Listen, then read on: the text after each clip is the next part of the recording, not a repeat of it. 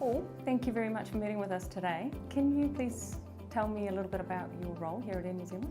So I'm a senior developer / tech lead is my role. So I do a combination of, dependent on project, either leading a team exclusively, which means that I'm responsible for low-level technical design, as well as mentoring more junior team members, and just liaising with the project management team, making sure a project is delivered on time and to a good quality standard. How did you find yourself in such a role?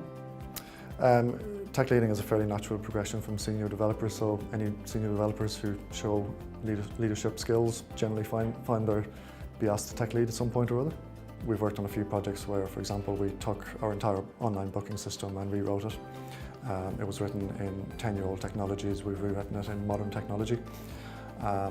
It looks a lot better from the inside in terms of the code itself is a lot better. It looks a lot better for the customers as well. It's a lot more efficient and cost effective for the business to maintain. It's a lot easier for them to extend. So the other type of project are the types where the business will come to us and say, we've got this idea, we believe it's going to deliver us a lot of money, X amount of revenue, please can you make it happen? So some projects that I've worked on recently of that type are Fair Hold, for example, where customers come to the Air New Zealand website, they search for a flight, they see a price perhaps that they like, but they don't want to commit to booking right now. So maybe they don't have sign off from the wife, maybe they just want to think about it for a few days. So they can pay a small fee to hold that fare for up to 3 days, and then they can come back and be guaranteed that the availability will still be there, complete the booking. Another one is where we called multi-currency pricing. So if I'm on the New Zealand booking site and I've got, say I'm an Australian person, I've got an Australian card, I can choose, we will present the customer with the option to pay in their local currency, which is cheaper for them, it saves them bank charges. You mentioned that you're in a contract role. Mm-hmm. Can you talk to me a little bit about pros and cons of contract roles and how that's been different from being in a permanent position? Sure. Well, firstly, I became a contractor completely by accident. I took up a friend's job, which happened to be a contract role. He was leaving Auckland as I arrived, so I just took his job.